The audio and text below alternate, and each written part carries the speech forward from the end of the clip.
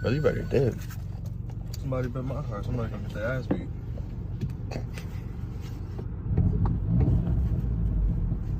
Oh, dip, brother. Okay guys, welcome to Oakland, California. First one. Second one.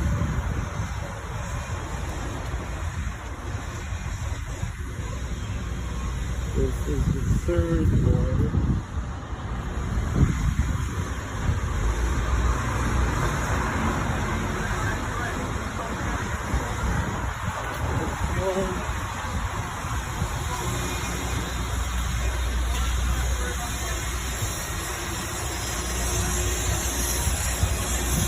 This one, and some here, and a few more.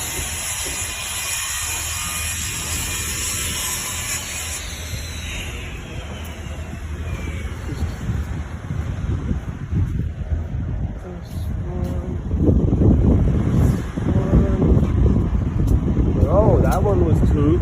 Okay. It is like World War III is happening in Oakland. I came across this recently. I have been saying this and I will repeat myself. I said this and I will repeat myself. You get just what you voted for.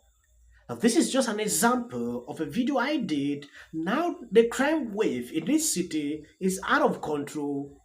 Religious leaders and other organizations are calling for state of emergency. A lot of people cannot contain this. It has worsened. What I see, the kind of videos I have seen, I cannot even bring on this platform because it's actually disturbing to realize this is actually happening. Violent incidents plaguing Oakland, and it has all increased frustration and fear. KTV's Brooks Rose picks up our team coverage after speaking with officials and community groups. Brooks. Well, Christina, no one denies that crime has increased in recent months, but the big question is what to do about it. Some blame a lack of officers or investigators to solve cases. Others say it's a failure by the district attorney's office to prosecute. But everyone agrees something needs to change. How do we stop this hamster wheel of crime? Because that's really the question. In Oakland, community concerns over rampant crime have reached a boiling point. What are we doing to address this? And how do we solve this? Nobody feels safe. After a packed public safety meeting in Montclair, the NAACP sent out a letter Thursday calling leaders to unite and declare a state of emergency because everyone is in danger. We need help in our community. It's a public safety crisis. The letter reads in part, failed leadership, including the movement to defund the police, our district attorney's unwillingness to charge and prosecute people commit life-threatening serious crimes, and the proliferation of anti-police rhetoric have created a heyday for Oakland criminals. It's everybody. Everybody's elected official. And we have to make sure that we hold everyone accountable. We need to do better as a community. District Attorney Pamela Price says she's disappointed the NAACP would take a false narrative and previously stressed prosecuting criminals requires evidence that her staff can prove beyond a reasonable doubt. Obviously, our call volumes are very high. I wish I had more officers, I really do. But with record calls, increasing crime, and a staffing shortage, some city officials are looking for key solutions. Criminal investigations of serious crimes, NRC's fire program to prevent violence, those are high priorities, and we should not cut staffing in those two areas. We should not cut staffing in those two areas. Dan Kalb was the only city council member at Thursday's meeting. He says there needs to be a comprehensive approach and supports deploying CHP officers and more FBI agents to city streets. He, like many, want to reduce the revolving door. What are the options for consequences, even if we can't have a full-on prosecution, or even if we don't want to send juveniles away for a long time? What are we going to do instead of that, as opposed to doing nothing? I've reached out to the Oakland Police Department to better understand its strategy. So far, I have not heard back. Another community safety meeting is scheduled for early September in East Oakland. In the newsroom, Brooks Jerose, KTVU, Fox 2 News. All right, Brooks, thank you. Yes, extremely sad. When you take a look at what is happening, it is not surprising. It has been happening. They will minimize it. You know, they get used to with crime. They see it as a normal thing. Before you see people reacting, coming out to talk like this, it means they are actually tired.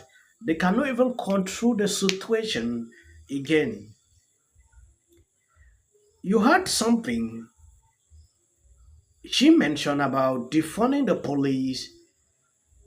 And when I read through an article pertaining to this, they lack about 500 police because of this issue of defunding them. Look at the result now. Nobody is there to actually combat the situation. When you want to call up 911, to come up, nobody is willing because they are not even there. If they want to go out to solve this issue, the number is very small. That is concerning. I don't want to go into other statistics to bring out what is happening. It is to clearly tells you one thing.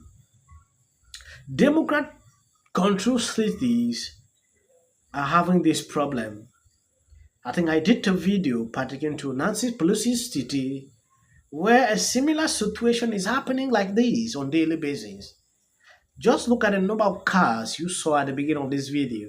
When you count the number of cars there, they are all being destroyed for reasons you really can't get. Armed robbery, these gangs coming on the street, even, in the afternoon, breaking some of these glasses, to pick up smaller items. What is happening? You need to ask the level of employment in this city. Because I believe if everyone is busy working or having a job, it will not be like this. Life will not be this hard. There are people that are on this street doing this. It is because of the situation they have seen themselves, which in no way I'm abiding or aligning with them. I condemn it. I condemn that with full chest. But it is concerning. People are so frustrated, with the system. And now they are putting on state of emergency. Ask yourself this question: till when? Will you be living under state of emergency throughout, or just temporary? Or will that time they will be able to combat the situation? That is a question. So putting on state of emergency, is important, but you need to after that, what next?